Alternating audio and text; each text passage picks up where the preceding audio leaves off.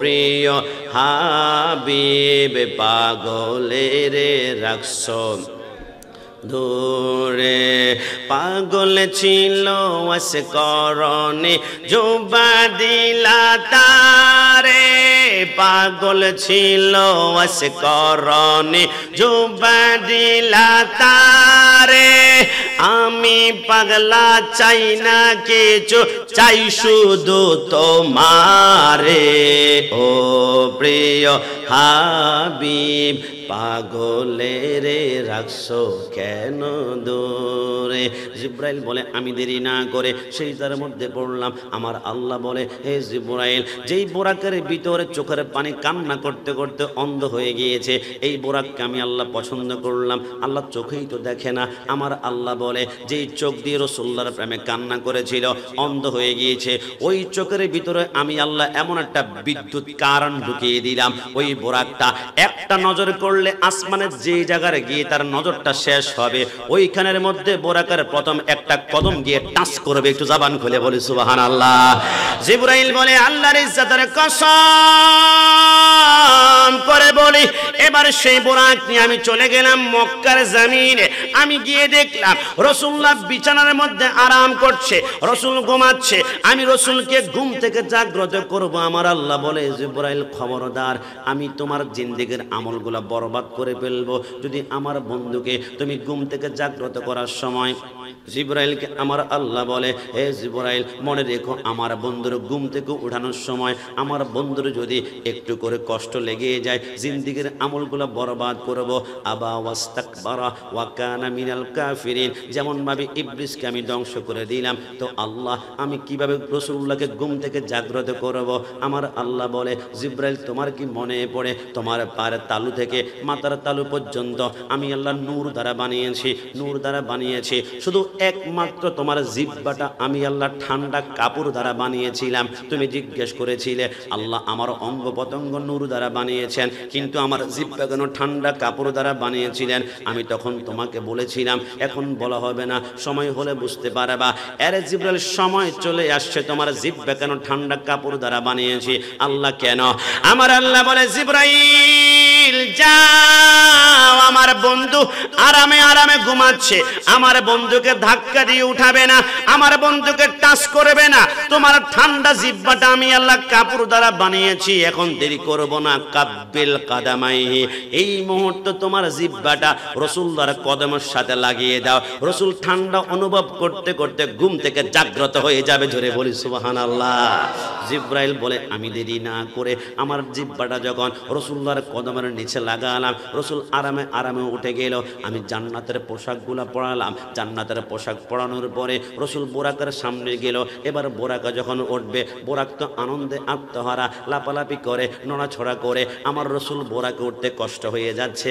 আমার আল্লাহ আলমে আরোহা রূহের জগৎ থেকে আব্দুল কাদের জিলানী রাহমাতুল্লাহ আলাইহির কুদরতের রূহের মধ্যে একটা সূরত দিয়ে বলল, হে আব্দুল কাদের, আমার বন্ধু সরকারে মদিনা বোরাকে উঠতে কষ্ট হয়ে যাচ্ছে, তোমাকে একটা মানবী সূরত দিলাম, তুমি আমার বন্ধুর সামনে গিয়ে তোমার কাঁধটা ঝুঁকিয়ে দাও। বিশ্ববিখ্যাত কিতাব নুজাতুল খাতির ওয়াল ফাতিরের মধ্যে লেখে গাউসুল আজম আব্দুল কাদের জিলানী ওই মুহূর্তে রাসূলুল্লাহর সামনে এসে কাঁধটা যখন ঝুঁকিয়ে দিল, আমার রাসূল গাউসুল আজমের কাঁধের মধ্যে কদম লাগিয়ে রাসূল বোরাকের মধ্যে উঠল।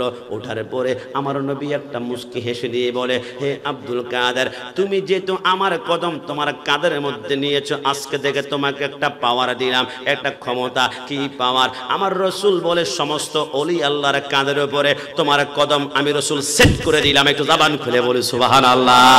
আমার গাউসুল আজম বলে কুল্লু ওয়ালিন আলা কদমি ওয়া ইন্নী আলা কদমিন নবী বদরিল কামালি, তামাম দুনিয়ার ওলি আল্লাহর কাঁধের উপরে আমার কদম, আর আমার কাঁধের উপর হচ্ছে রাহমাতুল লিল আলামিনের কদম। একটু জবান খুলে বলি সুবহানাল্লাহ। সবাইকে মদিনায় নিলা, সবাইকে মদিনায় নিলা, আমায় নিলা না। মদিনা মোর আসলে ঠিকানা। কি মদিনা যেতে মন চায় না? ডান হাত তুলে বলো না, চায় না। একসাথে বলতে হবে, সবাইকে মদিনায় নিলা, সবাইকে আমায় নিলা না, মদিনা মোর আসলে ঠিকানা, বলো না মদিনা আসলে ঠিকানা। এবার জিবরাইল বলে রাসূলুল্লাহকে বোরাকের উপর নিয়ে এবার আমি লাগাম টানতে শুরু করলাম। কিছু দূর যাওয়ার পরে জিবরাইল বলে, কিফিয়া মুহাম্মদ সাল্লাল্লাহু আলাইহি ওয়াসাল্লাম, নবী আপনি একটু বোরাক থেকে নামুন না। আমার নবী বলে নামলাম। জিবরাইল বলে, নবী আপনি কিছু দেখতে পাচ্ছেন কিনা? আমার নবী বলে, আমি বিশাল একটা মাঠ দেখতে পাচ্ছি। নবী মাঠে আপনি কি দেখতে পাচ্ছেন? আমার নবী বলে, আমি দেখলাম অসংখ্য মানুষ তারা শায়িত আছে, শুয়ে আছে, প্রত্যেকের মাথার নিচে বড় বড় পাথর আছে। সেই যখন ঘুমানোর জন্য চোখটা বন্ধ করে, আসমান থেকে ভয়ঙ্কর রকমের ফেরেশতারা উপর দিয়ে পাথর দিয়ে আরেকটা মাথার মধ্যে এত জোরে বাড়ি দেয়, মাথার মগজগুলা বাতারে মারের মতো ছিন্ন ভিন্ন হয়ে যায়। আমার নবী বলে, জিবরাইল এরা কারা? নিচেও পাথর, উপর পাথর দিয়ে বাড়ি দিয়ে মাথাগুলা ভেঙে কেন ফেলা হচ্ছে? জিবরাইল বলে, নবী আপনি সব কিছুই তো জানেন, আপনি হচ্ছেন আমার নবী, আমি হচ্ছে আপনার উম্মত, আপনি আমাকে কেন জিজ্ঞেস করেন? আমার নবী বলে, আল্লাহর কসম আমি জানার জন্য জিজ্ঞেস করি না, তাহলে কেন জিজ্ঞেস করেন? আমার নবী বলে, আমি আমার উম্মতকে জানিয়ে দেওয়ার জন্য জিজ্ঞেস করে। জোরে বলে সুবহানাল্লাহ। জিবরাইল বলে, এবার নবী বলে, আমি আরেকটু উঠলাম। জিবরাইল কিছু দূর যাওয়ার পরে বলল, নবী কাইফিয়া মুহাম্মদ সাল্লাল্লাহু আলাইহি ওয়াসাল্লাম, নবী আপনি একটু নামুন না, এখন কি দেখতে পাচ্ছেন? আমার নবী বলে, আমি গিয়ে দেখলাম বিশাল একটা ময়দান দেখতে পাচ্ছি।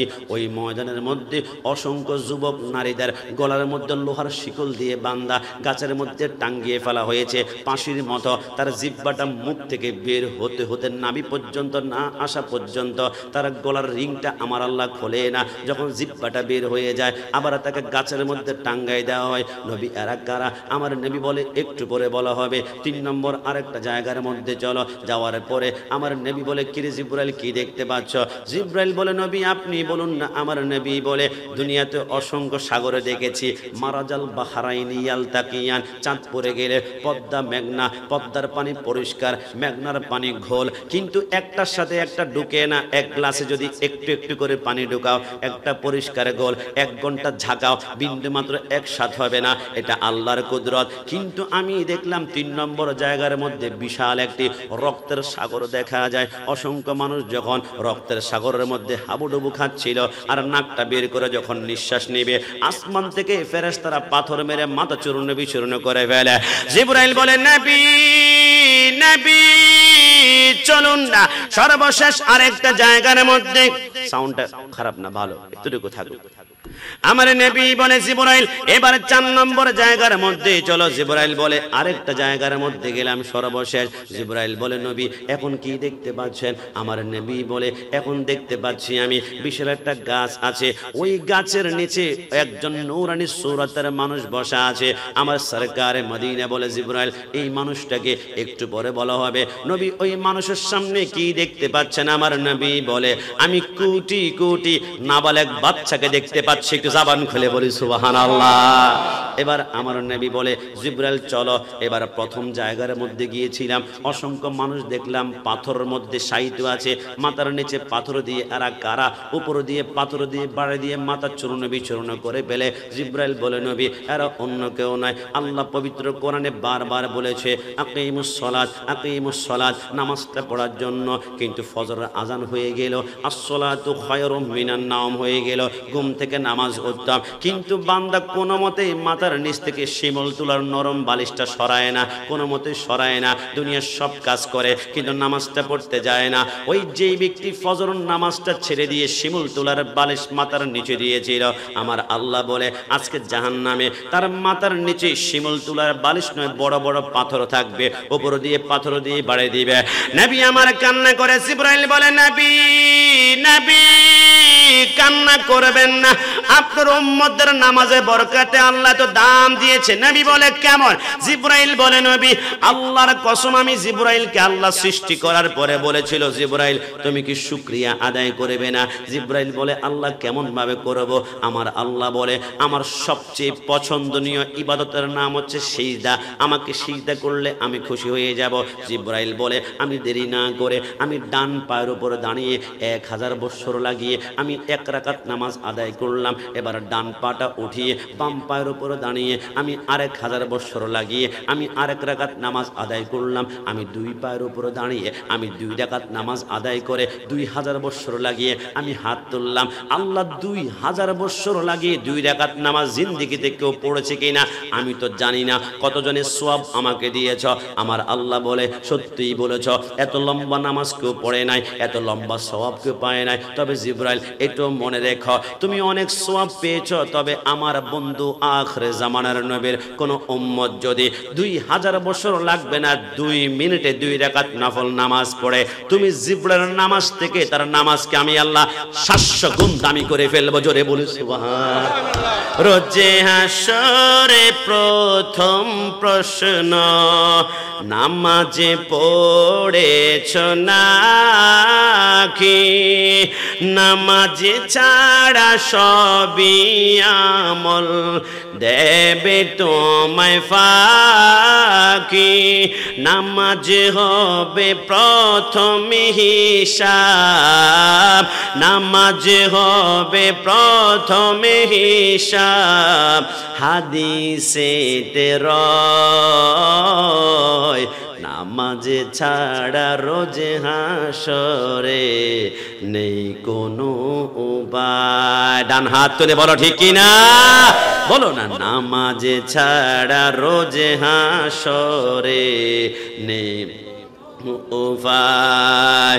কোরআন হাদিস খুলে দেখো, কোরআন হাদিস খুলে দেখো, পাবে সবে জায়গায় নামাজে ছাড়া রোজে হাসরে নেই কোনো উপায়। জিবরাইল বলে নবী এবার 2 নম্বর জায়গার মধ্যে আমরা দেখলাম অসংখ্য মানুষের গলার মধ্যে লোহার শিকল লাগিয়ে ফাঁসি দেওয়া হচ্ছে, জিহ্বাটা নাভি পর্যন্ত বের না হওয়া পর্যন্ত। নবী এরা কারা? জিবরাইল বলে নবী আপনি বলুন না। আমার নবী বলে জিবরাইল তুমি বলো। জিবরাইল বলে নবী এরা অন্য কেউ নয়, যাদের সম্পর্কে আল্লাহ কোরআনে বারবার বলেছে ফালা তাকুল লাহুমা উফফিন ওয়ালা তানহারহুমা ওয়া কুল লাহুমা কওলান কারীমা। আল্লাহ আল্লাহ क्या मुबारक नाम है, अल्लाह अल्लाह आशिकों का काम है। अल्लाह अल्लाह इस शीरी निस्तु नाम शीरी शकर में कुनद तामम जहान। अल्लाह अल्लाह तू मेरा सातार है, अल्लाह अल्लाह तू मेरा गफ्फार है। জিবরাইল বলে নবী এরা অন্য কেউ নয়, দুনিয়ার জমিনে আব্বা আম্মার সাথে গাদ্দারি করেছিল, আব্বা আম্মার দিকে চোখ লাল করে কথা বলেছিল। আব্বা আম্মাকে বলেছে আরে তোমরা 30 বছর আগের বুড়া বুড়ি, তোমরা কি বুঝবা, আমরা স্মার্ট বাংলাদেশের পোলাপাইন, আমাদের থেকে বেশি বুঝবা। আব্বা আম্মাকে ধমক দিয়েছিল। কিন্তু এরা যুবক ভাইয়ারা আল্লাহর শপথ করে বলি এখনো তোমরা বুঝতে পারো নাই আব্বা আম্মা কি জিনিস। আমি আমার বুকে হাত দিয়ে বলবো ওয়াল্লাহ, আল্লাহর শপথ করে বলবো এই যে চেয়ারের মধ্যে আমি বসলাম 2 মাস আগে দাওয়াত করা হলো, পোস্টারের নাম দিয়েছে, খাওয়ার আইটেমের কোনো কমতি ছিল না, ফলে খাওয়ার কোনো কমতি ছিল না, রিসিপশন করলো। এত সম্মান কসম খোদার লেখাপড়া দিয়ে পাওয়া যায় না, এই সম্মানটা সার্টিফিকেট দিয়ে পাওয়া যায় না। আমি বুকে হাত দিয়ে বলতে পারবো আমি যতবার আমি ঘর থেকে বের হই আমার আব্বা আম্মার কদমের মধ্যে 2টা ঠোঁট লাগিয়ে আমি একটা চুমু দেওয়ার চেষ্টা করি। আব্বা আম্মার কদমে আমি ঠোঁট দিয়ে চুমা দেওয়ার সাথে সাথে আব্বা আম্মার চোখের পানিগুলা টপ টপ করে মাথার মধ্যে পড়ে যায়, ওইটা আমাদের জন্য দোয়া হয়ে যায়।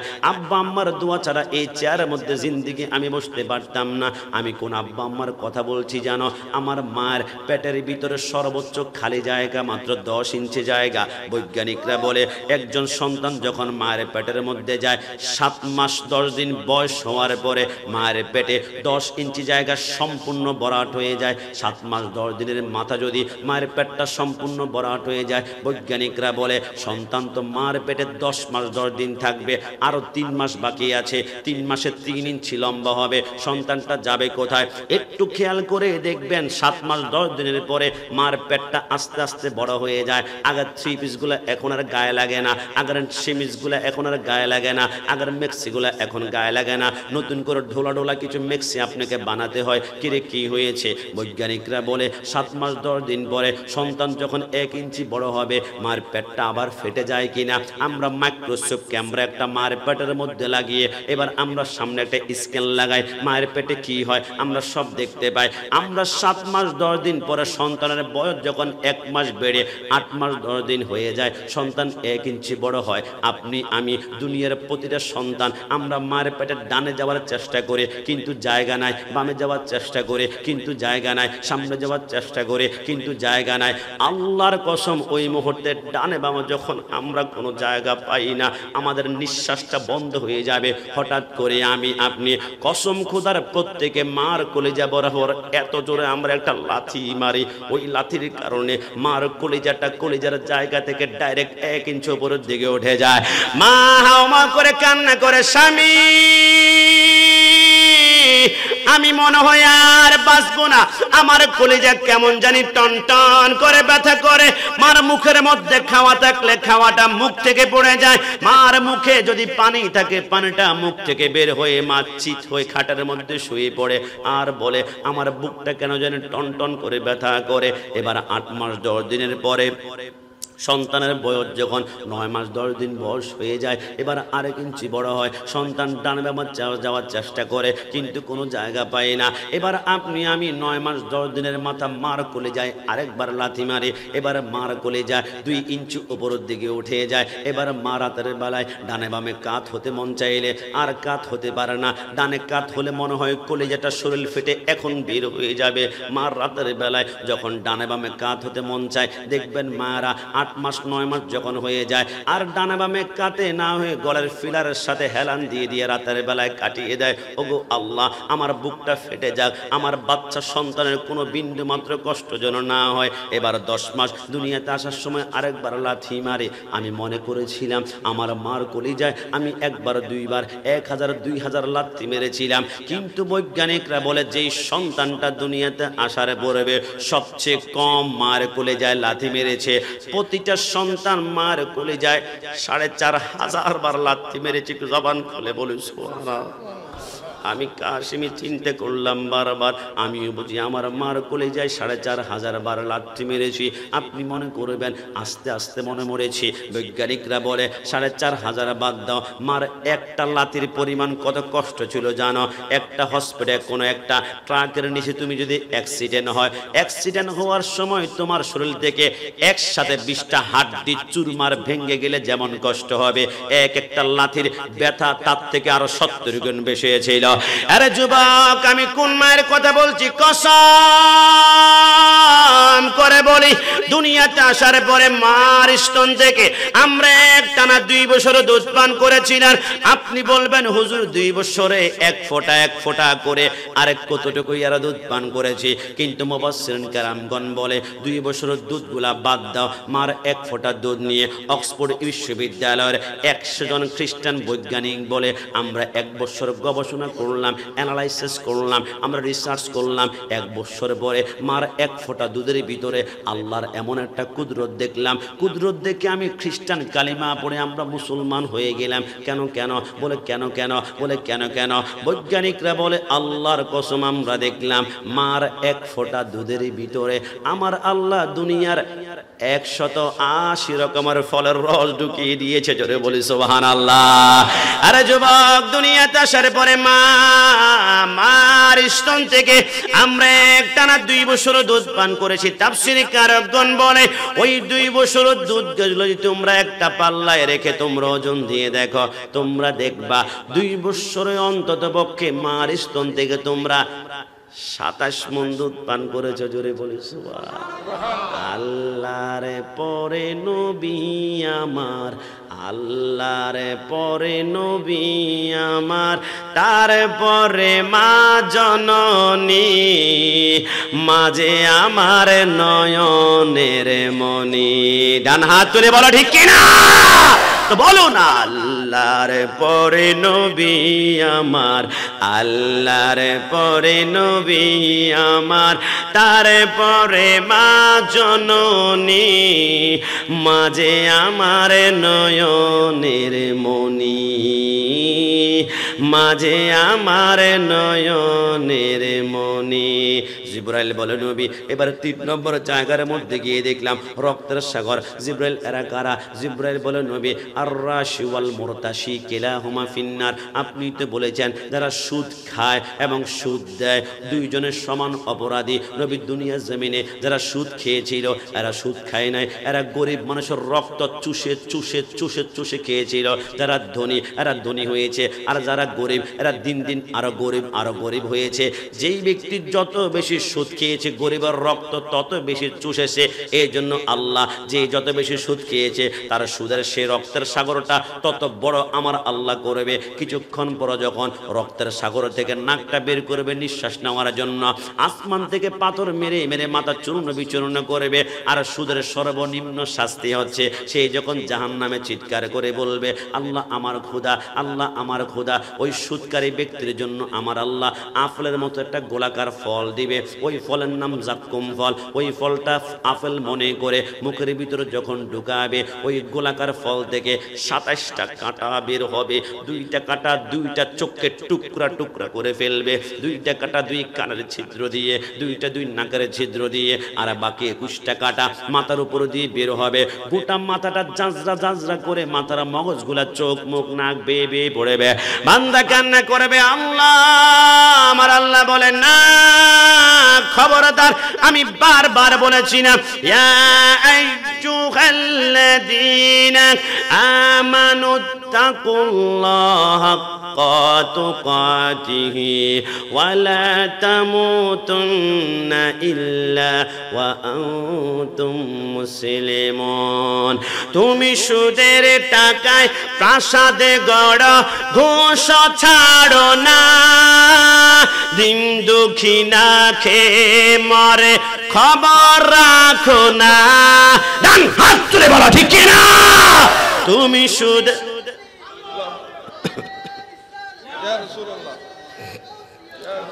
তুমি সুদের টাকায় প্রাসাদে গড় ঘুষ ছাড়ো না, দিন দুঃখী না খেয়ে মরে খবর রাখো না।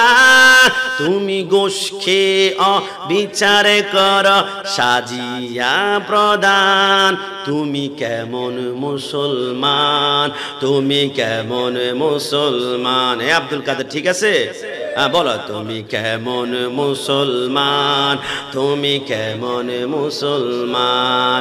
তুমি নবীর উম্মত দাবি করা সুন্নাহ মানো না, নবীর অপমানে তোমার হৃদয়ে কাঁদে না। ডান হাত তুলে বলো ঠিক কিনা।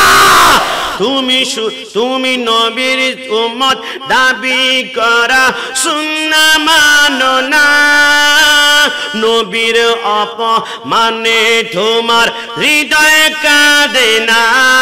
তুমি বিজাতীয় সংস্কৃতিতে সপেছ পরাণ। তুমি কেমন মুসলমান, তুমি কেমন মুসলমান। নামাজের সাথে নাই পরিচয়, নামাজের সাথে নাই পরিচয়, মানো না কোরআন। তুমি কেমন মুসলমান, তুমি কেমন মুসলমান। শেষবারের মতন তুমি কেমন, তুমি কেমন মুসলমান।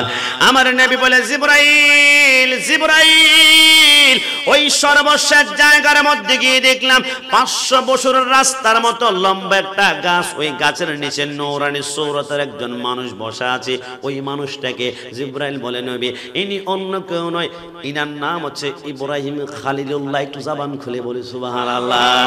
জিবরাইল এনার সামনে দেখলাম ছোট্ট ছোট্ট নাবালক বাচ্চা, কোটি কোটি দেখতে পারলাম। এরা কারা? জিবরাইল বলে নবী এরা অন্য কেউ নয়, যারা জন্মগ্রহণ করার 1 ঘন্টা পরে মারা গিয়েছে, 1 দিন পরে মারা গিয়েছে, 1 সপ্তাহ পরে মারা গিয়েছে, 1 বছর পরে মারা গিয়েছে, পানির মধ্যে পড়ে মারা গিয়েছে, রাস্তার মধ্যে হাঁটতে গাড়ি অ্যাক্সিডেন্টের মধ্যে মারা গিয়েছে। এক কথায় যে সন্তানগুলা দুনিয়ার জমিনে বালেগ হওয়ার আগে নাবালেগ অবস্থায় মৃত্যুবরণ করেছে, আল্লাহ নাবালেগ বাচ্চাগুলাকে জান্নাত জাহান্নাম কিছুই দিবে না। ওই নাবালেগ বাচ্চাগুলাকে ইব্রাহিম আলাইহিস সালামের সামনে কিয়ামত পর্যন্ত আমার আল্লাহ কোরআন তেলাওয়াত শিক্ষা দিবেন। একটু জবান খুলে বলি সুবহানাল্লাহ। আমি কোরআন তেলাওয়াতের কথা বলতে গেলে আমার ভয় লাগে, কেন জানেন? প্রত্যেকের ঘরে তো টেলিভিশন আছে, ডেলি একবার করে মোছা হয়। প্রত্যেকের ঘরে ডাইনিং টেবিল আছে, ডেলি একবার করে মোছা হয়। প্রত্যেকের ঘরে সেগুনের খাট আছে, একবার করে মোছা হয়। কিন্তু প্রত্যেকের ঘরে তো কোরআনুল কারিমও আছে, ডেলি একবার করে আপনি মুছতে পেরেছেন কিনা আমার মনে হয় না। 1 সপ্তাহ মুছতে পেরেছেন কিনা আমার মনে হয় না। 1 মাসে মুছতে পেরেছেন কিনা আমার মনে হয় না। এমনও ঘর আছে 1 বছর পর্যন্ত আপনার কোরআনের মধ্যে এখন আপনি হাত দেন নাই, 1 আঙ্গুল পরিমাণ ধুলা জমা আছে। কিয়ামতের ময়দানে আপনি কি জবাব প্রদান করবেন? কিন্তু আল্লাহর নবী বলে তোমার সন্তান যদি কোরআন তেলাওয়াতটা শিক্ষা গ্রহণ করতে পারে, মনে রাখো তোমার সন্তান যদি ইংলিশ মিডিয়ামে পড়ে, মৃত্যুর পরে নিঃশ্বাস বন্ধ হলে আর ইংলিশটা পাবে না তুমি, অঙ্ক পড়ে মৃত্যুর পরও অঙ্ক পাবে না। কিন্তু কোরআন তেলাওয়াতটা যদি সঠিকভাবে আদায় করতে পারে, ওই সন্তানের উসিলায় হয়তো বা আল্লাহ আব্বা আম্মার জাহান্নামের কবরটা জান্নাতের বাগান বানিয়ে দিবে। জোরে বলি সুবহানাল্লাহ।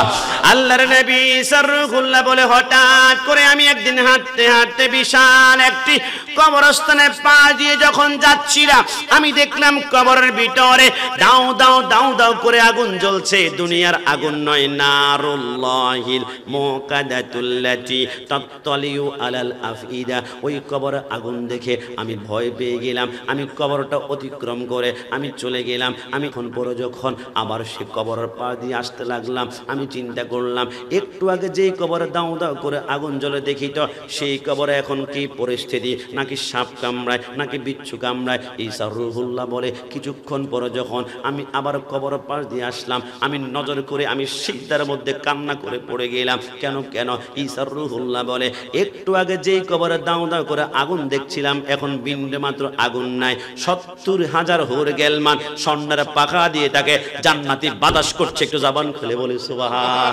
ঈসা রুহুল্লাহ সিজদার মধ্যে পড়ে গেল। আল্লাহ কিভাবে সম্ভব? একটু আগে দেখলাম জাহান্নাম, এখন জান্নাত হয়ে গেল। 1 সপ্তাহ যায় নাই, 1 দিন যায় নাই, 1 বছর যায় নাই। একটু আগে জাহান্নাম, এখন কিভাবে জান্নাত হলো? আমার সামনে যারা আছেন, জিন্দেগি আজকে পরিবর্তন করতে হবে এই হাদিস থেকে। আমার মা বোনরা যেইখান থেকে শুনতেন, আপনার অন্তরে কানটা আপনি লাগাতে হবে। আল্লাহর নবী সারহুল্লাহ বলে আল্লাহ কিভাবে সম্ভব? আমার আল্লাহ বলে শুনে নাও, এই লোকটা মৃত্যুবরণ করেছে আজ থেকে 5 বছর পূর্বে। যেই দিন মৃত্যুবরণ করেছে ওই দিন তার স্ত্রীর গর্ভের ভিতরে একটা সন্তান ছিল। ওই সন্তান দুনিয়াতে আসার পরে আজকে বয়স হয়েছে 4.5 বছর। ওই সন্তানটা প্রথম আজকে মুক্তবরের মধ্যে গিয়েছে। মুক্তবর হুজুর বলল বাবা আমার সাথে সবক নাও। বলে কি সবক? ছোট্ট বাচ্চাটা বলে আমার সাথে সবক নিল বিসমিল্লাহির রহমানির রহিম। ছোট্ট বাচ্চাটা যখন বিসমিল্লাহির রহমান, আল্লাহ দয়ালু, এই কথাটা বলল, আল্লাহর রহমতের সাগরের তুফান শুরু হয়ে গেল। ছোট্ট বাচ্চা যখন রহিম বলে ডাক দিল, আল্লাহ মেহেরবান, আল্লাহর রহমতের সাগরের তুফান শুরু হয়ে গেল। ঈসা রুহুল্লাহ বলে আল্লাহ কেন? আমার আল্লাহ বলে ছোট্ট বাচ্চা দুনিয়ার জমিনে বসে সন্তান আমাকে বলে আমি নাকি রহমান, আমি দয়ালু, কিন্তু তার বাবার কবরে আমি দাও দাও করে আগুন জ্বালাচ্ছি। ছোট্ট বাচ্চাটা দুনিয়ার জমিনে বসে আমাকে বলে রহিম, আমি নাকি মেহেরবান, কিন্তু তার বাবার কবরে আমি দাও দাও করে আগুন জ্বালাচ্ছি। এটা আমি আল্লাহর শানে যায় না। তো আমি আল্লাহ দেরি না করে, সন্তান যেহেতু আমাকে বিশুদ্ধভাবে রহমান আর রহিম বলে কোরআন তেলাওয়াত করেছে, সন্তানের জবানের বরকতে তার আব্বার কবরটা সেকেন্ডের ভিতরে আমি জাহান্নাম থেকে জান্নাতের বাগান বানিয়ে দিলাম। যদি বলে সুবহানাল্লাহ। পরের জায়গা পরের জমিন ঘর বানায় আমি রই, আমি তো সে ঘরের মালিক নই। কি কষ্ট হচ্ছে আপনাদের? বলুন না, পরের জায়গা, পরের জমিন, পরের জায়গা আমি রই, আমি তো সে ঘরের, ও সে ঘরে খানাজার জমিদারি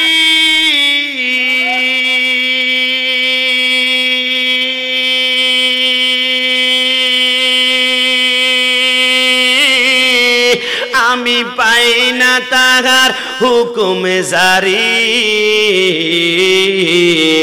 ও সে ঘরে খানাজার জমিদারি আমি পাই না তাহার হুকুম জারি, আমি পাই না জমিদারের দেখা, পাই না জমি দেখা, মনের দুঃখ কারে কয়ে আমি তো সে ঘরের মালিক নই। শেষবারের মতন পরের জায়গা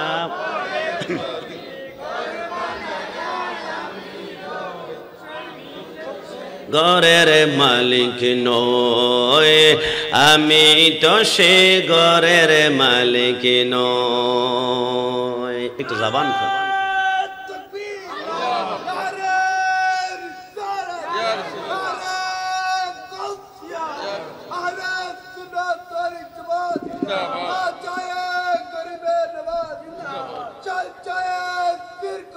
আমাদের সন্তানগুলা কোরআন তেলাওয়াত শিখে সন্তানগুলা আমাদের জন্য নাজাতের উসিলা হোক, আমরা সকলে চাই কি চাই না? না দুই হাত তুলে একটা সমর্থন দেন, চাই কি না? আমার রাসূল বলে এবার আমি জিব্রাইলকে নিয়ে সামনে হাঁটতে লাগলাম, বুরাক যায়। আমরা সকলেই জানি আমার রাসূল এবার ইউসাল্লি ফি কবরিহি, মুসা আলাইহিস সালামের কবরের পার দিয়ে যাচ্ছিল। আমার পটির ভাইরা, আমরা সারা জীবন কি শুনেছি? আমার নবী যখন মুসা কালিমুল্লাহর কবরের পার দিয়ে যাচ্ছিল, মুসা আলাইহিস সালাম কবরের মধ্যে দাঁড়িয়ে দাঁড়িয়ে সালাত নামাজ আদায় করছিল। কিন্তু পটিয়ার আশিক রাসূলের ভাইরা, আমার কোনো মতে বুঝে আসে না আমার নবী মুসা কালিমুল্লাহর কবরের পার দিয়ে যাবে আর মুসা কালিমুল্লাহ আমার নবীকে দেখেও না দেখার বান করে নামাজে দাঁড়িয়ে থাকবে। এটা আমার বুঝে আসে না, কারণ কবরের নামাজ পড়া ফরজ নয়, ওয়াজিব নয়, সুন্নাত নয়। কবরের নামাজ পড়লে দারাজাত বৃদ্ধি হবে।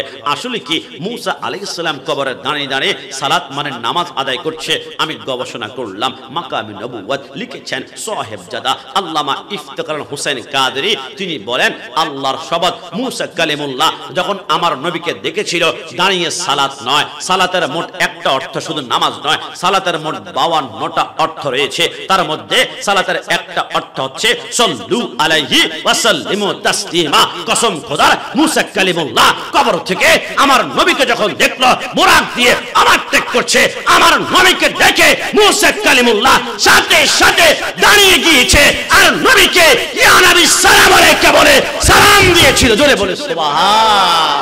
একজন পয়গম্বর মুসা কালিমুল্লাহ নবীকে দাঁড়িয়ে সালাম দেয়, আর আমি কাশিমি আমার মনসা চৌমুনির বাইরে সালাম দিলে বিদাতি বিদাতি বিদাতি বলে গালি দাও। নবীকে সালাম দিলে যারা বিদাতি বলে, গত 16 ডিসেম্বরে দেখলাম এরাই সালামদেরকে নিয়ে গান গাচ্ছে, সালাম সালাম হাজার সালাম সকল শহীদ স্মরণে স্মরণে আমার হৃদয় রেখে যেতে চায় তাদের স্মৃতির চরণে। সবাই একসাথে বলতে হবে, সালাম হাজার মায়ের বাসায় কথা বলাতে স্বাধীন আশায় পথ চলাতে হাসি মুখে যারা দিয়ে গেল প্রাণ, সে স্মৃতি নিয়ে গেয়ে যায় গান, তাদের বিজয় মরণে মরণে আমার হৃদয় রেখে যেতে চায় তাদের স্মৃতির চরণে। শেষবারের মতন একসাথে সালাম সালাম হাজার সালাম। মনে রেখো আমরা জঙ্গি নয়, আমরা সুন্নি। শহীদদেরকে সালাম দেওয়া যাবে না, এমন বাটপারে সিটারি ফতুয়া সুন্নিরা কোনোদিন দিবে না। শহীদদেরকে সালাম না দিলে আমরা কাদেরকে সালাম দিব? 1952 সালে ঢাকা ইউনিভার্সিটি চত্বরে সালাম রফিক জব্বার বরকত বুকের তাজা রক্ত ঢেলে দিয়েছে বিদায় আমরা বাংলা ভাষা মাতৃভাষা পেয়েছি। না হয় এতক্ষণে বাংলা ভাষায় কথা বললে পাকিস্তানে ভুট্টু বাহিনী আমাদেরকে 147 রাইফেল দ্বারা গুলি করে এইখানে রক্তাক্ত করত। যে শহীদদের কারণে আমরা মাতৃভাষা বাংলা পেয়েছি, ওই শহীদদেরকে আমরা 1 লক্ষ নয় 1 কোটি বার সালাম সালাম সালাম। 1971 সালে 30 লক্ষ শহীদের রক্তের বিনিময়ে বাংলার রাজপথ লালে লাল হয়ে গিয়েছিল। তাই তো আমরা লাল সবুজের পতাকা সার্বভৌমত্ব স্বাধীন বাংলাদেশ পেয়েছি। ওই শহীদদেরকে 1 লক্ষ নয় 1 কোটি বার সালাম। কিন্তু আমার অভিযোগ, কিন্তু আমার প্রশ্ন, কিন্তু আমার সওয়াল, কিন্তু আমার জিজ্ঞাসা, যেই নবী দুনিয়াতে আগমন না করলেন একজন শহীদ তার শহীদের মর্যাদা পায় না। যেই নবী দুনিয়াতে আগমন না করলে একজন শহীদ তার শহীদের সম্মান পায় না। যেই নবী দুনিয়াতে আগমন না করলে শহীদ নামে শব্দটি পর্যন্ত গোটা পৃথিবীতে আবিষ্কার হয় না। ওই নবীকে সালাম দিলে যারা বেদাতি বলে গালি দেয়, কসম খোদার মরার পরে তাদের চেহারা জানোয়ারের চাইতে নিকৃষ্ট হয়ে যাবে। জান্নাত তুলে বলো ঠিক কিনা? কাকে তুমি নবীকে সালাম দিলে তুমি বেদাতের ফতোয়া লাগাও? আরে আমার নবী তো সাইয়্যিদুল মুরসালিন, যে সরকারে মদিনা বাইতুল মুকাদ্দাসে গিয়েছেন, আমার রাসূলের কদম লেগেছে তো লেগেছে।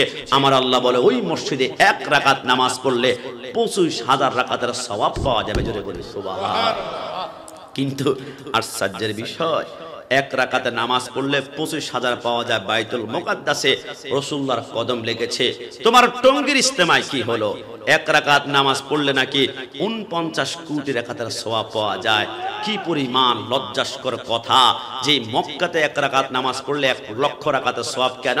লা উকসিমু বিহাদাল বালাদ, রাসূলের কদম সেখানে পড়েছে। আর আল্লাহর হাবিব বলেছে মক্কার জমিনে এমন একটা ঘর আছে, ইন্না আউওয়ালা বাইতু উদিয়া লিন-নাসি লাল্লাযী বিবাক্কাতা মুবারাকা। ওই কাবার সামনে গিয়ে কেউ আল্লাহু আকবার বলে, লাব্বাইক আল্লাহুম্মা লাব্বাইক বলে একবার আওয়াজ করলে, একটা নবজাতক শিশু জন্মগ্রহণ করলে যেমন তার কোনো গুনাহ থাকে না, আমার আল্লাহ তাকে নবজাতক শিশুর মতো নিষ্পাপ করে দিবে। জোরে বলে সুবহানাল্লাহ। ওইখানে কাবা আছে, রাসূলের কদমের নকশা আছে।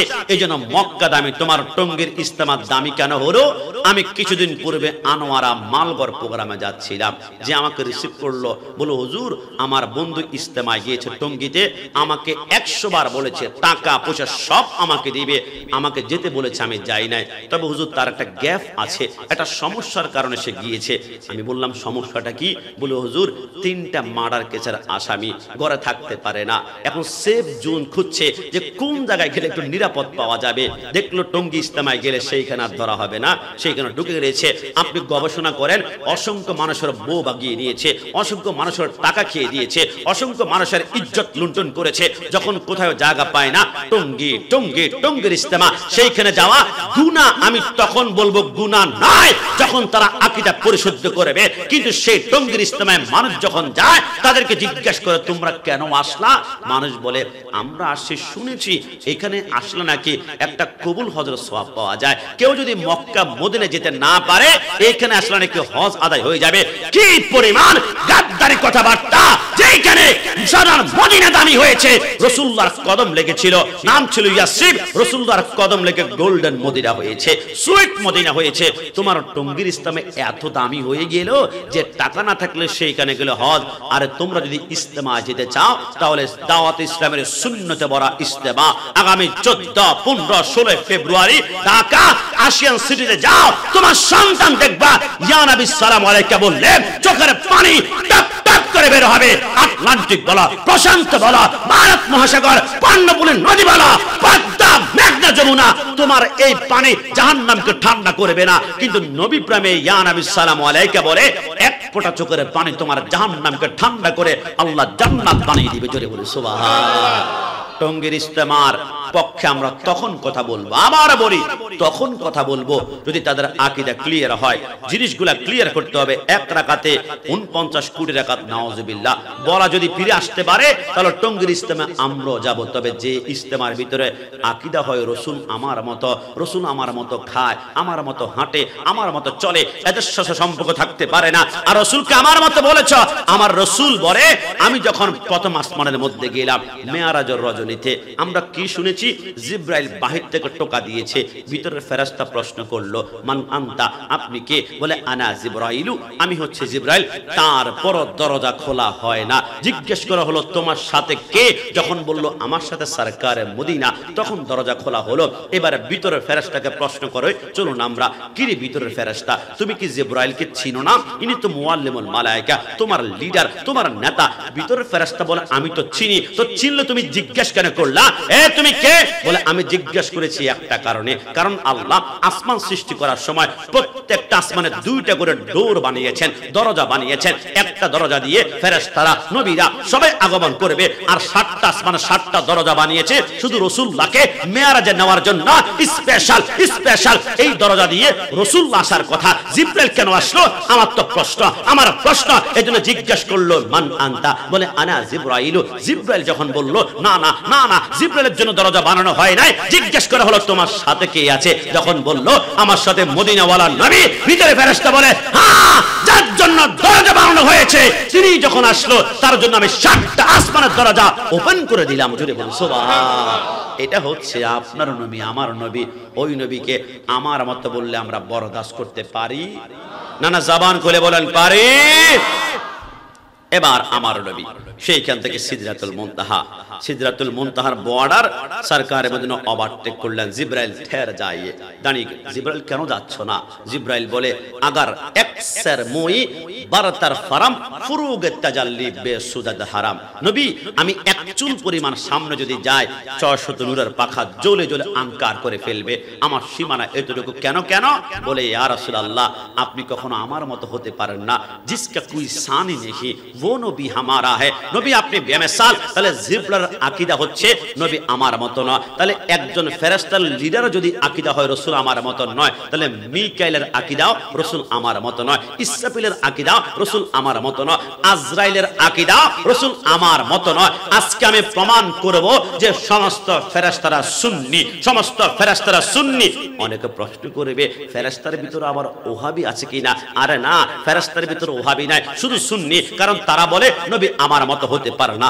আজরাইল বলে কোন মানুষের রূহ যখন কবজ করতে যায় আমি তার প্রথম আকীদার লিস্টটা খুলি, দেখি তো সে আকীদা কি পোষণ করেছে। যখন দেখি তার আকীদা হচ্ছে রাসূল আমার মতো খায়, আমার মতো হাঁটে, আমার মতো প্রস্রাব, আমার মতো পায়খানা, নবী মাটির তৈরি, নবী পচে গিয়েছে, আমি দেখি তার আকীদা তো আমার আকীদার সাথে সাংঘর্ষিক হয়ে যাচ্ছে, তার আকীদা আল্লাহর আকীদার সাথে সাংঘর্ষিক। আমি যখন তার রূহটা কবজ করি, রূহটা এত জোরে টান দেই তার শরীরের 36টা রাগ আমি ঠাস ঠাস করে ছিঁড়ে ফেলি।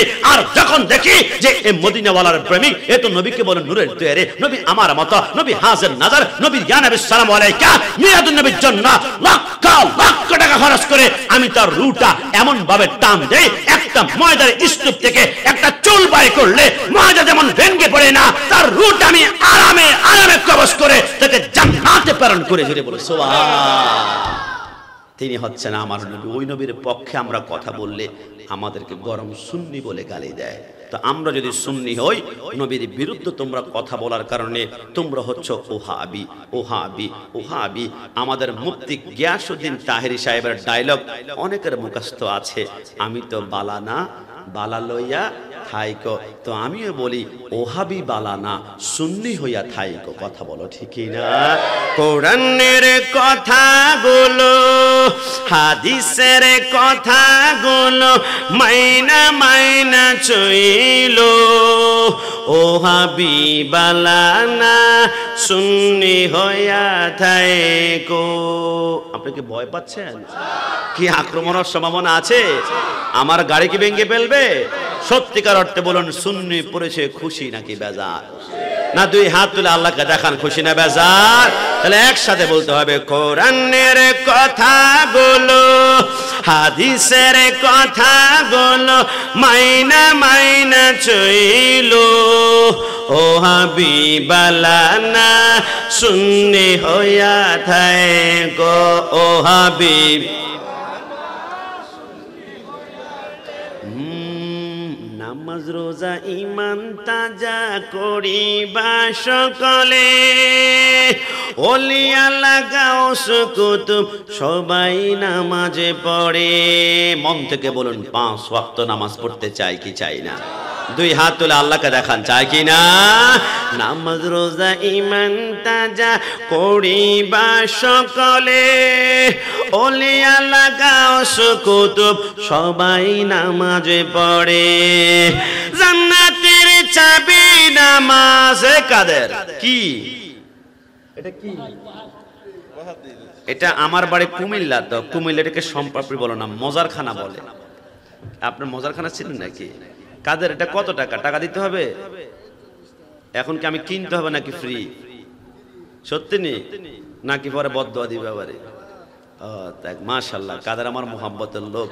তাকে বললাম ভিক্ষা করে, বলে ভিক্ষা করে রসুল পছন্দ করেন না, রসুল ব্যবসা করেন, সেজন্য আমি রসুলের সুন্নত পালন করবো বলে মারহাবা। কি 40 টাকা হলে বেশি হবে না?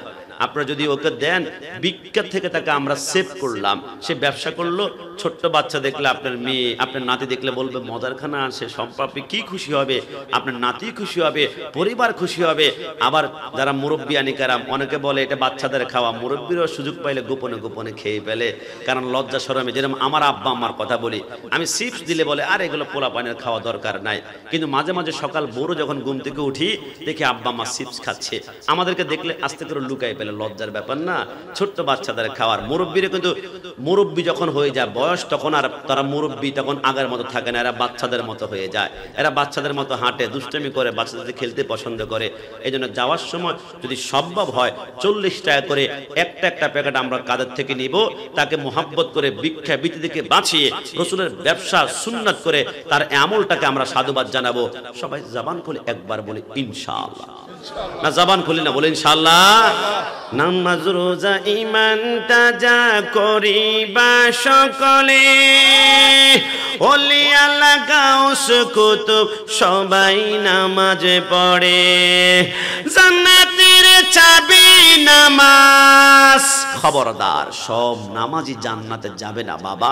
কিছু কিছু নামাজি নামাজ পড়তে পড়তে কপালে দাগ পড়ে যাবে।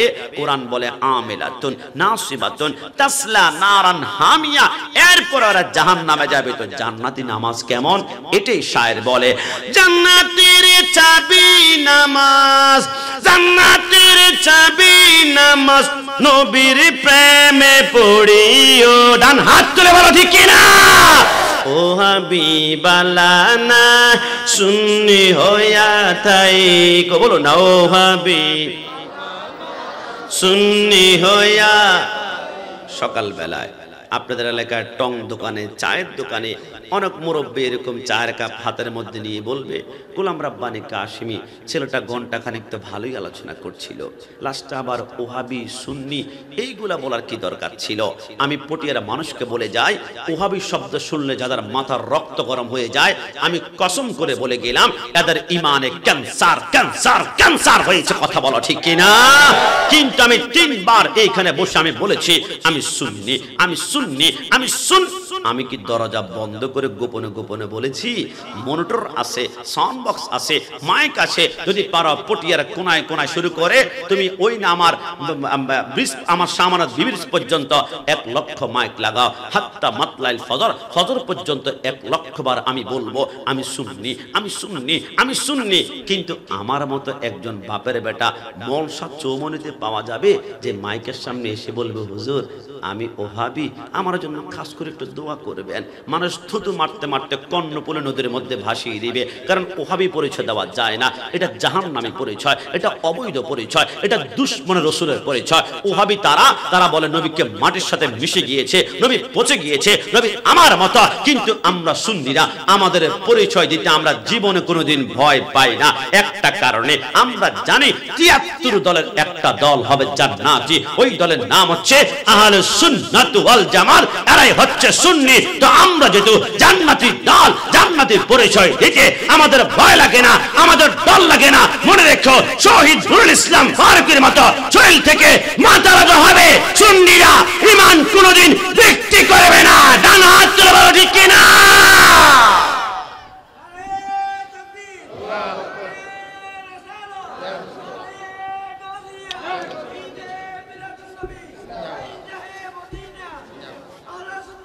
একদম সর্বশেষ কথা। এবার আমার নবী মেরাজে গেলেন, কাবা কাউসাইনি আও আদনা, আল্লাহর সাথে দিদার করলেন।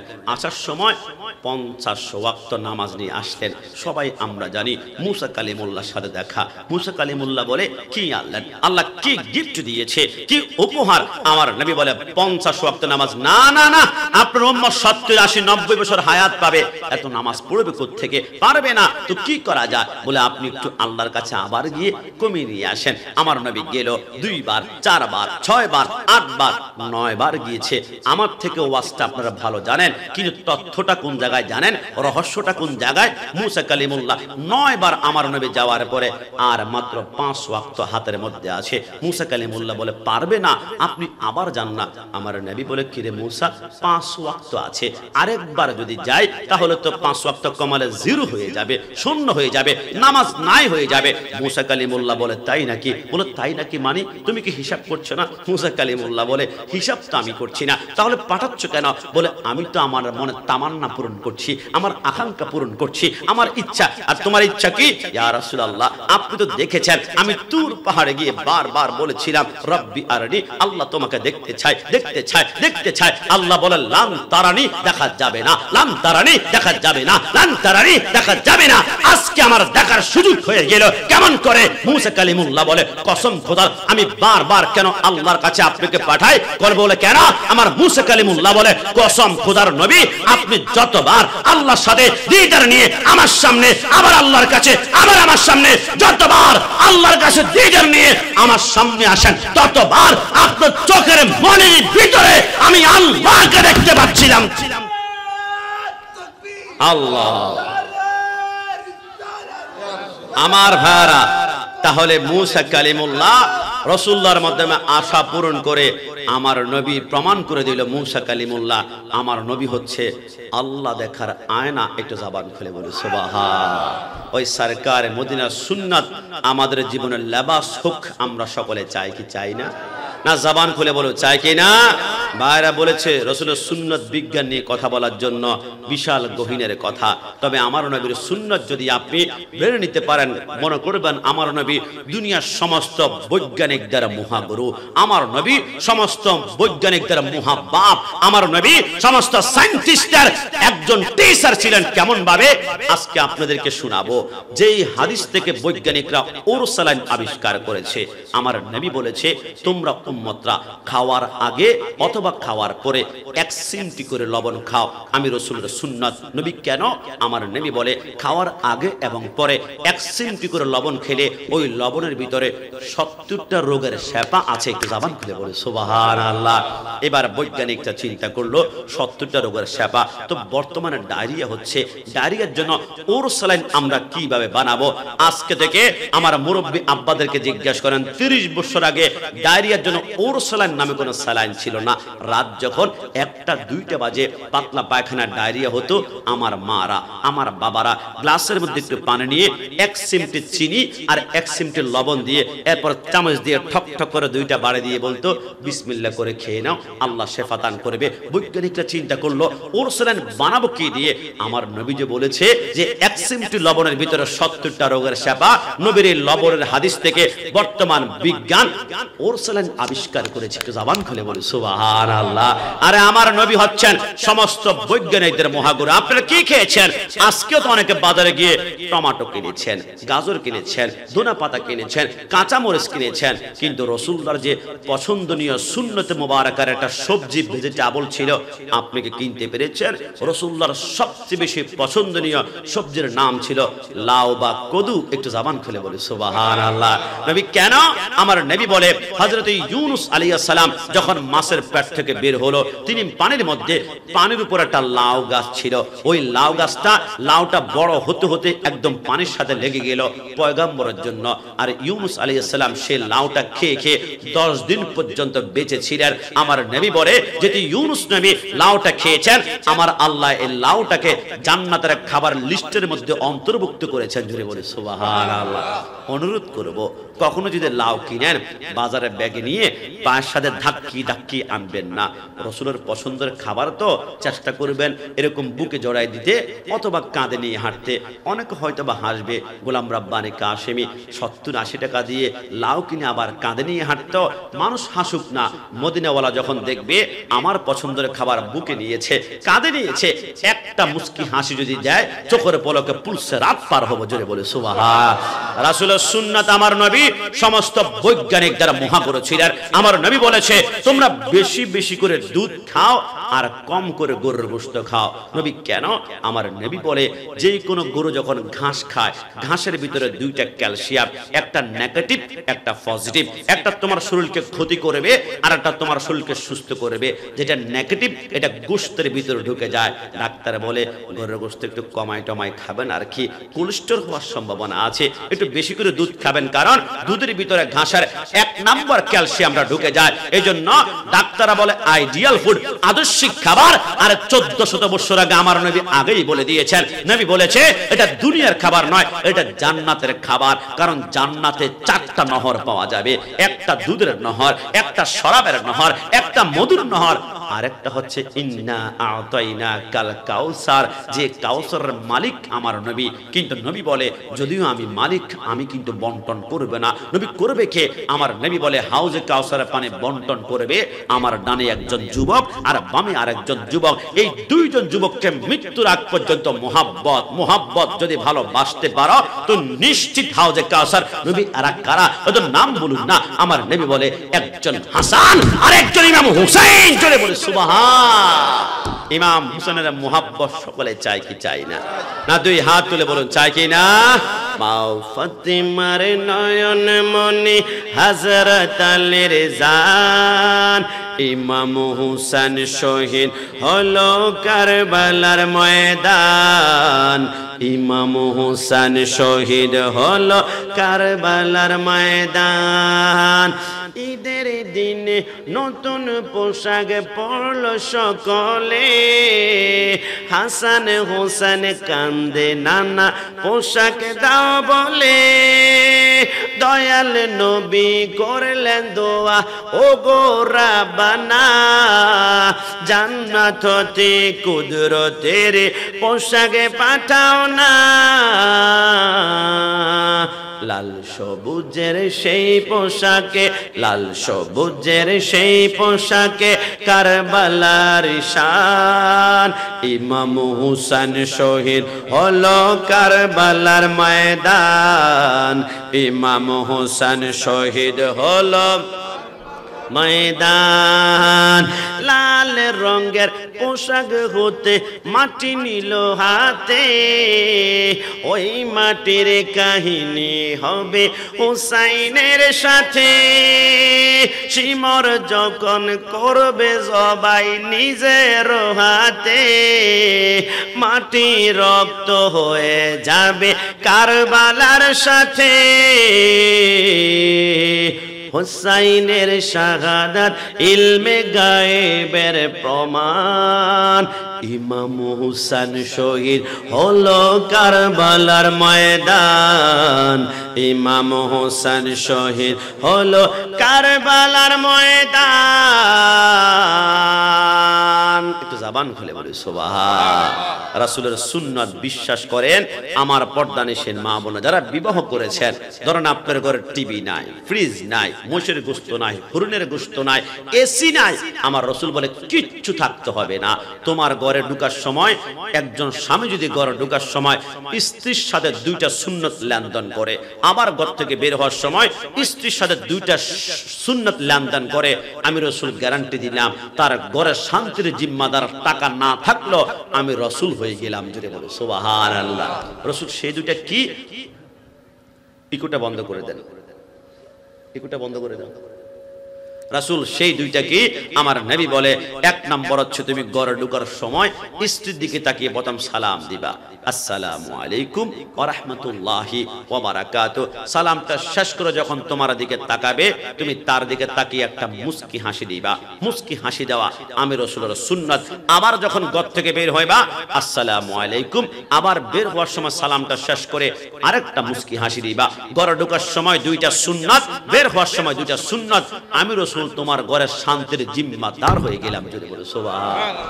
আজকে মুস্কি হাসি আমাদের ঘরে নাই। আমাদের শান্তির হাট কসমেটিক্স দোকানে মুস্কি হাসি পাওয়া যায়। খালাম্মা কেমন আছেন? আপু কতদিন দেখি না। ভাবি গয় আপনি একদম এক মাস কোনো খোঁজ খবর না। কি হাসি! এই হাসিগুলা যদি আমাদের ঘরে থাকতো তাহলে স্বামী স্ত্রীর ভিতরে মনোমালিন্য থাকতো না, ভালোবাসার বন্যা বয়ে যেত। কথা বলুন ঠিক না? আরে আমার রাসূল হচ্ছে তামাম দুনিয়ার সমস্ত সুপারস্টারদের সুপারস্টার, সুপার হিরোদের সুপার হিরো।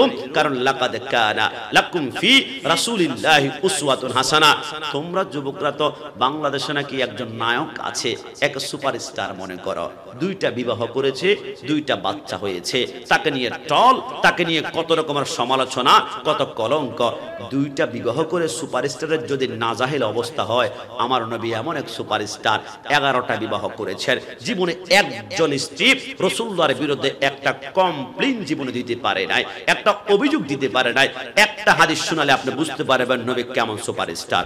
আমার নবী একদিন হুজরা মুবারকের মধ্যে বসা 4 জন স্ত্রী রাসূলুল্লাহর সামনে এট এ টাইমে এসে বলে, নবী আপনি 4 জনের ভিতরে কাকে বেশি ভালোবাসেন একটু আমাদেরকে বলুন। আমার নবী চিন্তা করলো, আমি যদি বলি একে বেশি ভালোবাসি বাকি 3 জন কষ্ট পাবে, ওকে ভালোবাসি বাকি 3 জন কষ্ট পাবে।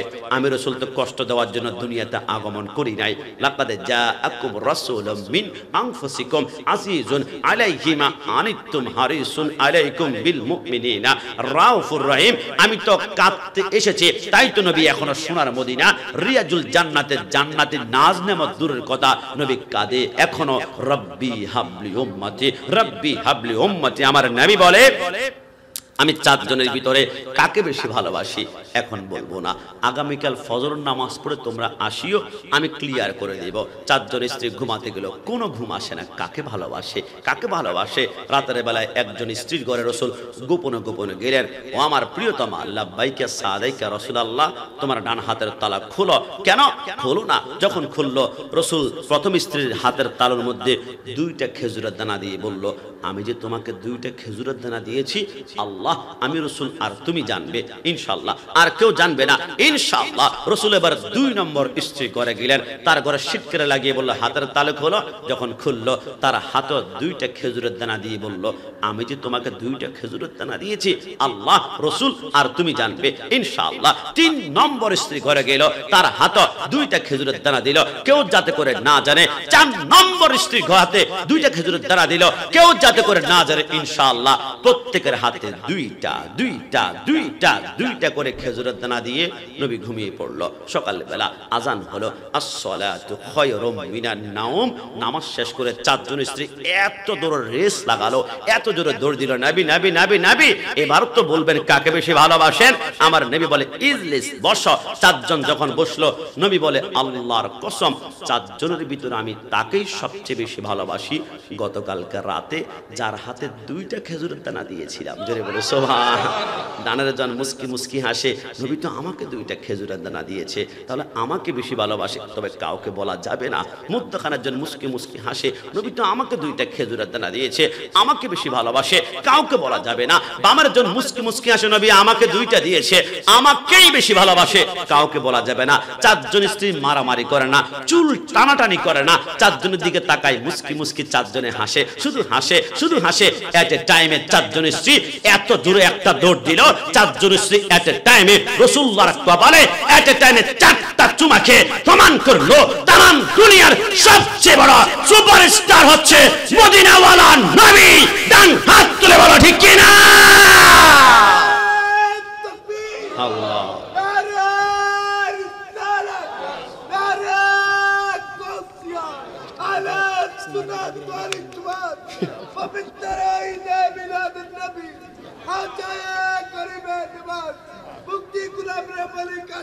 দোমাট কি দোমাট কি বাবা আসছে, দমদাট কি কাদের সাহেব। বাবা আমি কি আর 5টা মিনিট কথা বললে আপনারা বিরক্ত হয়ে যাবে? তাহলে আমার নবী সমস্ত সুপারস্টার। আরেকটা সুন্নাত, যেহেতু আমাকে সুন্নতের কথা বলেছে, আমি বললে রাসূলের হাজারো সুন্নাত তো, তবে মনে রাখবেন বৃষ্টি হলে অনেকে কিন্তু আপনারা ভিজতে চান না, তোর জ্বর আসবে, সর্দি হবে, কিন্তু বৃষ্টিতে একদম না ভিজা ঠিক না। আমার রাসূল রোমান্টিক ছিলেন, রাসূল প্রেমময় ছিলেন। বৃষ্টি যখন আসতো রাসূলুল্লাহ জানালাতে যেতেন, জানালার মধ্যে গিয়ে রাসূল জানালার পাটটা খুলে জানালার ভিতর দিয়ে হাতটা এরকম বের করে বৃষ্টির পানির মধ্যে হাত এটা নাড়াছাড়াই করতেন। আবার মাঝে মাঝে রাসূল ঘরের বারান্দার মধ্যে গিয়ে এই সিনা পর্যন্ত বৃষ্টির পানিতে ভিজাতেন। নবী কেন? নবী কেন? নবী কেন? আমার নবী বলে বৃষ্টিটা যদি কোনো মতো রহমতের বৃষ্টি হয়ে যায়, 1 ফোঁটা রহমতের বৃষ্টি পশমের গোড়া যদি একবার টাচ করে, জিন্দেগিতে কোনোদিন তোমার ক্যান্সার হবে না। জোরে বলে সুবহানাল্লাহ। এই জন্য exercise is the very bad. 3 ঘন্টা ফুটবল খেলবা আর বৃষ্টিতে ভিজবা, জ্বর হবে না, জিনিসটা কিন্তু এত সহজ না। একটু কম ভিজবা, সামান্য ভিজবা, এটা রাসূলের রহমতের বৃষ্টি হলে অনেকগুলো রোগ আল্লাহ শেফা করে দিবে। একটু জবান খুলে বলে সুবহানাল্লাহ। আসুন আমরা দুনিয়ার জমিন থেকে যাওয়ার সময় মনে রাখবেন, যখন শেষ নিঃশ্বাস ত্যাগ হয়ে যাবে, বড়ই পাতার গরম জল দিবে, আম পাতা নয়, জাম পাতা নয়, কাঁঠাল পাতা নয়। বড়ই পাতা কেন দিবে? কারণ বড়ই পাতার ভিতরে অ্যান্টিসেপটিক একটা ক্যালসিয়াম আছে। এটা যখন গরম পানির সাথে মিশ্রণ হয়ে যায়, তখন ওই গরম পানি দিয়ে মৃত মানুষকে গোসল দিলে 12 ঘন্টা পর্যন্ত শরীরটা নরম হবে না, এটা হাড় থাকবে এবং সেটা পচবে না, দুর্গন্ধ বের হবে না, সুগন্ধ বের হবে। নবীর তথ্য আপনি জানেন কিভাবে? আমার নবী বলে আর রহমান আল্লামাল কোরআন। সমস্ত জ্ঞানের সৃষ্টিকর্তা আল্লাহ, কিন্তু সমস্ত জ্ঞানের মালিক বানিয়েছে আমি মদিনাওয়ালা নবীকে। জোরে বলে সুবহানাল্লাহ। এবার কিছুক্ষণ পরে দেখবেন আমার গা থেকে সব, মনে করেন আমার এই পকেটের ভিতরে রাসূলের সুন্নতের একটা মেসওয়াক, যতই ইমানদার হোক না কেন মৃত্যুর পরে মেসওয়াকটা খুলে ফেলা হবে। আমার ডান পকেটে সেখানে একটা আতরের শিশি ছিল, সুন্নত হিসেবে আতর ব্যবহার করতাম, সেটাও খুলে ফেলা হবে। আমার চোখে সুরমা, সেটাও খুলে ফেলা হবে। মনে রাখবেন মৃত্যুকালে কবরে যাওয়ার সময় একটা সুন্নত আপনার গায়ে রাখা হবে না, জুদা জুদা, আলাদা আলাদা, টুকরা টুকরা বিচ্ছিন্ন হয়ে যাবে। শুধু একটা সুন্নত আপনি ইচ্ছে করলে কবর নিতে পারেন, এটা হচ্ছে সুন্নতের দাঁড়ি। একটু জবান খুলে বলে সুবহান। আপনি কবরে যাবেন, কবরে যাওয়ার পরে নবী আমি খুব বড় আশিক রাসূল 11টা মোষ জবাই করতাম আর 20টা গরু জবাই করে মিলাদুন নবী, কিন্তু আপনার মুখে ক্লিন শেভ করতেন। মদিনাওয়ালা নবীকে চেহারা আমরা কিভাবে দেখাবো? নবীকে সত্যিকার যদি ভালোবাসি, তাহলে নবীর প্রতিটা সুন্নত আমাদের জীবনের লেবাস বানাতে হবে। সবাই জবান খুলে একবার বলে ইনশাআল্লাহ। না একটু জবান খুলে বলে ইনশাআল্লাহ। আর এই মুহূর্তে বাংলাদেশ সরকারের অসংখ্য গোয়েন্দা সংস্থা, এসবি থেকে শুরু করে, এনএসআই থেকে শুরু করে, ডিবি থেকে শুরু করে, ডিজিএফআই থেকে শুরু করে, ইন্টেলিজেন্স ব্রাঞ্চ থেকে শুরু করে গোয়েন্দা সংস্থার বাইরে দৃষ্টি আকর্ষণ করে বলছি, বাংলাদেশ সরকারের প্রতি আমাদের সর্বোচ্চ ভালোবাসা। কিন্তু ক্লাস 9-এর 9ম শ্রেণীর মাদ্রাসার বইয়ের মধ্যে দেখলাম ইতিহাস ও সামাজিক বিজ্ঞানে একটা মানচিত্র, সেখানে অসংখ্য দেশের নাম আছে, কিন্তু সেই অসংখ্য দেশের মধ্যে ইসরায়েল দেশের মানচিত্রের ভিতরে বড় একটা জায়গা করে নিয়েছে। ওই মানচিত্রে আমার আমার ফিলিস্তিনি মুসলমানদের দেশের নামটা দেখলাম না ষড়যন্ত্র করে ফিলিস্তিনকে সরাই দিয়ে সেখানে ইসরায়েলি রাষ্ট্র দিয়েছে। কিন্তু ইসরায়েল তো বৈধ রাষ্ট্র না, বৈধ রাষ্ট্র হচ্ছে আমার ফিলিস্তিন মুসলমানদেরকে ইসরায়েলিরা ইহুদিরা এসে বলেছিল একটু জায়গা দাও, তোমরা মুসলমানরা মানবতার ধর্ম, শান্তির ধর্ম, সুশৃঙ্খলতার ধর্ম, কেউ জায়গা দেয় না, একটু দাও না। আমরা বাংলাদেশিরা যেমন রোহিঙ্গাদেরকে জায়গা দিয়েছিলাম, ঠিক ফিলিস্তিনি ভাইরা ওই জায়গা দিয়েছিল ওই মুহূর্তে ইসরায়েলি ইহুদিদেরকে। কিন্তু তারা এত বর্বর, এত নরপিশাচ, এত নিষ্ঠুর মুসলমানদেরকে আক্রমণ করে এদের দেশটা খান করে মুসলমানদের বাইতুল মুকাদ্দাসের দিকে নজর করেছে। আমাকে বুলেট মারা, কষ্ট নিব না, কিন্তু বাইতুল মুকাদ্দাসের একটা ইট আঘাত করলে মুসলমানরা আবার রাজপথে নেমে গর্জে উঠবে। ডান হাত তুলে বলো ঠিক কিনা? আমরা ফিলিস্তিনকে ভালোবাসি। ফিলিস্তিন যদি পৃথিবীর মানচিত্র না থেকে কন্ট্রোল করতে পারে না, কারণ আমরা ইতিহাস পড়েছি, আমি নিজে পড়েছি। বঙ্গবন্ধু শেখ মুজিবুর রহমান যখন 1971 সালে 71 যখন আমাদের বাংলাদেশের অস্ত্র সংকট হয়ে গিয়েছিল পাকিস্তানের বিরুদ্ধে যুদ্ধ করতে, তখন ইসরায়েল বলেছিল আমরা আপনাকে অস্ত্র দিব। বঙ্গবন্ধু বলেন নো, তোমার অস্ত্র গ্রহণ করা হবে না, কারণ তোমরা বৈধ রাষ্ট্র না, তোমরা অবৈধ রাষ্ট্র। বাইতুল মুকাদ্দাস মুসলমানদের প্রথম কেবলা আঘাত করো, নিব না। যখন 9 মাস পরে যুদ্ধ করে দেশ স্বাধীন হয়েছিল, তখন প্রত্যেক আশেপাশের দেশগুলা স্বাধীনতার স্বীকৃতি আমাদেরকে দেয়, স্বীকৃতি দেয়। যখন ইসরায়েল এসে বলল আমরাও স্বীকৃতি দেই, বঙ্গবন্ধু বলল নন অ্যাকসেপ্ট করা হবে না, তোমার স্বীকৃতি আমার দরকার নাই, তুমি নিজেই তো অস্বাধীন, তুমি নিজেই তো অবৈধ। পাকনামি করতে আসছো আজকে আমাদের এখানে, যে এখানে বঙ্গবন্ধু পর্যন্ত সেই ইসরায়েলি রাষ্ট্রকে সাপোর্ট করলো না, সেইখানে আমাদের বাংলাদেশ স্বাধীন সোনার বাংলা 95% মুসলমান দেশের মাদ্রাসার বইয়ের ভিতরে যখন ইসরায়েলের নাম থাকে আর ফিলিস্তিনের নাম দেখা যায় না মানচিত্র, তখন মুসলমানদের গলে যায়, টন টন করে ব্যথা করে। আমরা একবারে বলেছি হয়তোবা আমরা এই মুহূর্তে ফিলিস্তিন যেতে পারি না, কিন্তু আল্লাহর কসম ফিলিস্তিন বাংলার প্রতিটা মুসলমানদের কলিজার মধ্যখানে আছে। ডান হাত করে বলো ঠিক কিনা? কারণ আমরা ওই ফিলিস্তিনকে একটা কারণে ভালোবাসি, সুবহানাল্লাযী আসরা বিআবদিহি লাইলাম মিনাল মাসজিদিল হারামি ইলাল মাসজিদিল আকসা। আমার নবীর শুধু কদম লেগেছে এমনটা নয়, 70,000 আম্বিয়া کرام ওই ফিলিস্তিনে জন্মগ্রহণ করেছে। একটু জবান খুলে বলে সুবহানাল্লাহ। এজন্য বাংলাদেশ সরকারের গোয়েন্দা সংস্থার মাধ্যমে বাংলাদেশ প্রাইম মিনিস্টারের প্রতি আমাদের সর্বোচ্চ ভালোবাসা, কারণ তিনি মিলাদুন নবী উপলক্ষে ছুটি ঘোষণা করেন। ইসলামের প্রতি সহানুভূতি ভালোবাসা আমরা দেখি। বাংলাদেশ সরকারকে বলবো, প্রার্থনা করছি যাতে করে এই বইয়ের ভিতরে অন্ততপক্ষে ফিলিস্তিনের যে মানচিত্র জায়গা করা দরকার, সেই মানচিত্রের ভিতরে ফিলিস্তিনের নাম আসুক। তাহলে মুসলমানরা প্রধানমন্ত্রী হিসাবে, দেশের রাষ্ট্রপ্রধান হিসাবে আমরা আপনাকে স্যালুট দিব। কথা বলুন ঠিক না? কারণ আমরা মুসলমান তো, ইসলামের বিরুদ্ধে আচরণ করলে সহ্য হয় না। আমার আশেপাশে অনেকে আওয়ামী লীগ, অনেকে বিএনপি, অনেকে জাতীয় পার্টি, দল ভিন্ন হতে পারে, কিন্তু সবাই তো আমরা মুসলমান। কথা বলুন ঠিক না? ইসলামী দেশের রক্তেও আত্মায় আছে মিশে, ইসলাম মিশে আছে নৌকা নাঙ্গল কি বাধানের শিশে। ইসলামী দেশের কোটি কোটি মানুষের অন্তরে নিবে যাবে না ইসলাম। বাতিল শক্তির ফুৎকারে জনতার নিঃশ্বাসে আছে ইসলাম, প্রাণে প্রাণে বিশ্বাসে আছে ইসলাম। রক্ত সাগরে ঢেলে তবে এসেছে ইসলাম, কচুরি পেনারে নেয় ভেসে আসেনি ইসলাম। কথা বলুন ঠিক কিনা? মন্ত্রের মতো ছিল স্বাধীনতা সংগ্রামে এই ইসলাম, হানাদার রুখতে যুদ্ধের প্রেরণায় ছিল ইসলাম। অধিকার আদায়ে অকাতর সাহসীরা দিল প্রাণ সালাম ও বারাকাত, রফিক ও জব্বার আরো কত মুসলমান, সবার মনেও দিলে ইসলাম। ইসলাম কচুরি পানারে নে বেশি আসেনি ইসলাম। মৃত্যুর আগ পর্যন্ত ইসলামে যদি আঘাত হানে আমরা মুসলমানরা বরদাস্ত করতে পারবো না। রাস্তা নামবো, রাবার বুলেট মারবে, কাদান গ্যাস মারবে, বুলেট মেরে কলেজা খান খান করবে, কিন্তু ইসলামে আঘাত আমরা মুসলমান হিসাবে সহ্য করতে পারবো? জবান খুলে বলেন পারবে?